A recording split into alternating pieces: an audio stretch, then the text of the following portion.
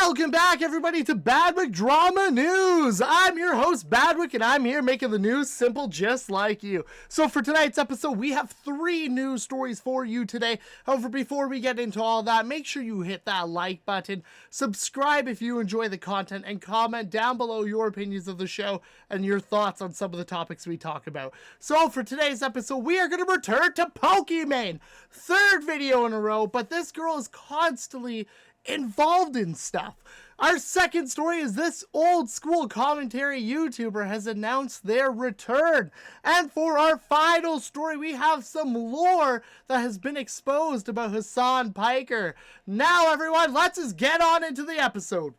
So for our first story of the night, we are going to be talking about Pokimane. Now, I know we've talked about her for the last 3 episodes. However, Pokimane over the last week announced that she is leaving Twitch officially. Then she announced that she'll be streaming on YouTube. She did her YouTube stream. And there's some critiques about the viewership she had. She's not pulling in those numbers that she had on Twitch. However, after that stream, she announced that she is going to be exposing a Twitch employee. But the reason why she didn't do so before was that because she was held by a contract with Twitch and that she didn't want to give any more negative PR to the platform that it has already been gaining. However, I want to show you guys the clip. Quick side note, there was something absolutely batshit crazy that happened with a Twitch employee that I haven't fully publicized yet.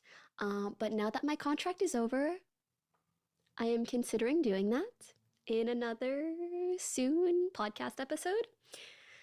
But I didn't talk about it at the time, frankly, because I feel like Twitch gets enough negative PR and I didn't want to add to that. And again, you know, I had a close working relationship with them and it just didn't feel like the right time. But now that it happened a while ago, it's a wild story, but it would make for a good story. I want to end this specific section. So as you can see from the clip, Pokimane explains her reasoning on why she didn't come out earlier about exposing this Twitch employee. Now this has been met with a lot of criticism on all sides. A lot of people are criticizing Twitch once again for having notorious individuals dealing with female streamers, and this is a trend we've seen in the past with Twitch streamers.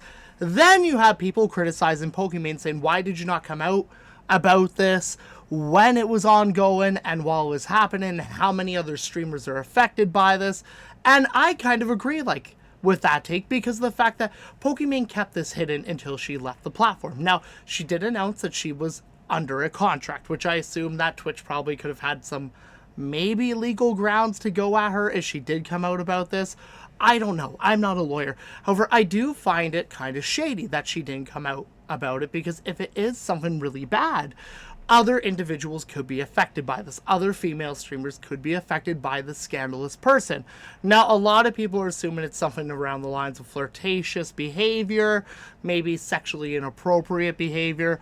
No one knows for sure, because she announced that she's going to deliver this news and story on her podcast, but a lot of people are speculating about it, and Twitch actually hasn't responded yet about this. But I do think it's shady that if there was something this bad going on at Twitch, you should have came out, because it does feel like you're doing this as a means to gain clout for your podcast. Now, I want to know what you guys think about this situation. Do you think she's kind of being dishonest in this situation? Do you think she's using this situation for clout and to her advantage?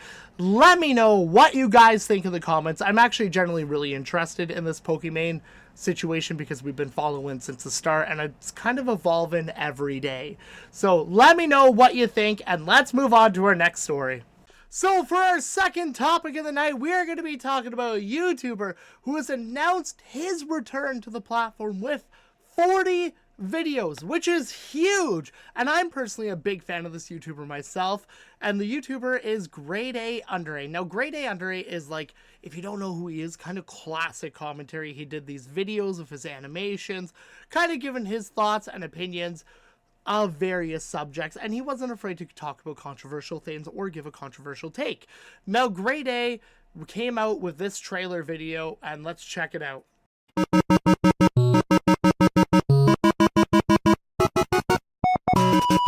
The tree of knowledge. Why the f*** did you have it there at the papa? So then they're like, oh shit, mate, I'm naked. Sucks on it. Who knew that God was such a top G? What kind of stupid Nice going, Eve. You can't. So I'm gonna teach you how to master online dating. Slick as fuck, Riz Master. The fuck, man? I took over my girlfriend's best mate's Hinge profile.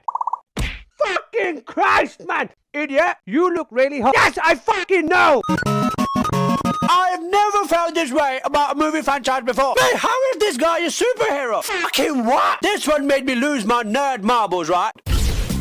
So sassy, bro. Oh, come on, man. But no, mate. He does none of these things. What the fuck? Bad guy lives matter.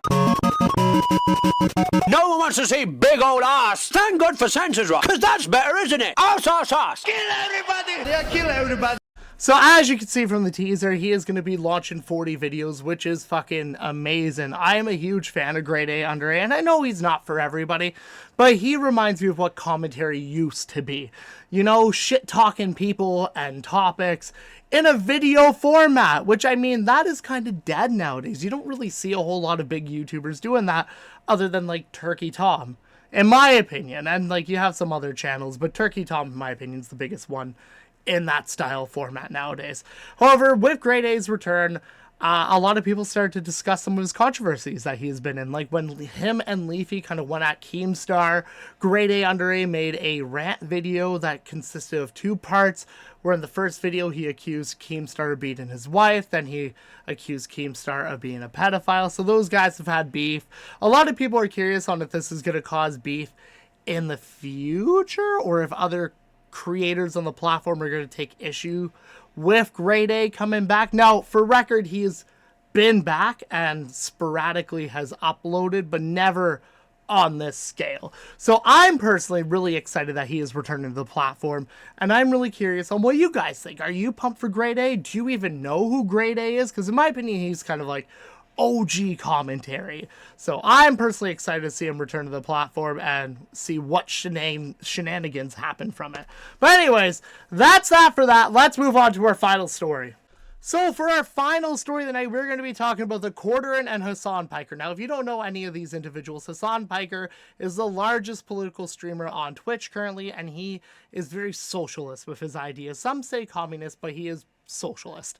And then we have the Quarterin, who is a right-wing kind of news YouTuber and covers a lot of politics and gives his takes on like current day political situations. Now, these two do not like each other, and for transparency, I don't like either of them. I think the Quarterin is brain dead, and I think Hasan Piker lies through his teeth because he is part of the like 1% of individuals. Now, it was exposed by the Quarterin that Hasan Piker's family has $150 billion in a company and worth of holdings. Sorry, I butchered that. Anyways, he comes from a very wealthy family, which is ironic based on everything he preaches. Hasan Piker is a very, like, eat the rich individual. Everyone needs equal, like, rights, and really does push a communist-style lifestyle. However, he has been criticized constantly because the dude lives in a mansion. He makes a ridiculous amount of money. He always is like wearing designer clothes, getting the most like fashionable things. His lifestyle is just luxurious based on the ideals he preaches. So he has been considered a hypocrite. And this situation, what it was just exposed, adds to it, because Hasan Piker wants to kind of level with the poor individuals in the world and try to get on their level, but he's not. And that is why a lot of people are angry with him, because he acts like a hypocrite all the time. He wants to preach eat the rich, tax the rich, all this sort of stuff, like the rich and the middle class are why the poor stay poor, that sort of thing. However, he is part of his problem. Ideally, everything he says, he is a contradiction of himself. So this news that came out with the Quarterin, it was just kind of silly and goofy and funny, because a lot of people are making fun of Hasan Piker, especially with the Willy Mac videos lately, that really do showcase some light on the dude and a lot of his issues as well. So I would recommend checking out Willy Mac's channel on his Hasan Piker videos if you want a big breakdown of why I think the guy's a scumbag as well, and a hypocrite. But yeah, this story was just generally funny. I try to avoid politics, but this one gave me a laugh. But I still don't like the Quarterin, so I don't want to give that guy any credit either. So Anyways, everybody, thank you so much for watching this episode. Really appreciate it. Hit that like button if you enjoyed it. Subscribe if you want to see more content. And comment down below your opinions of these stories and your thoughts on the show. And hopefully I will see you guys back tomorrow. Peace.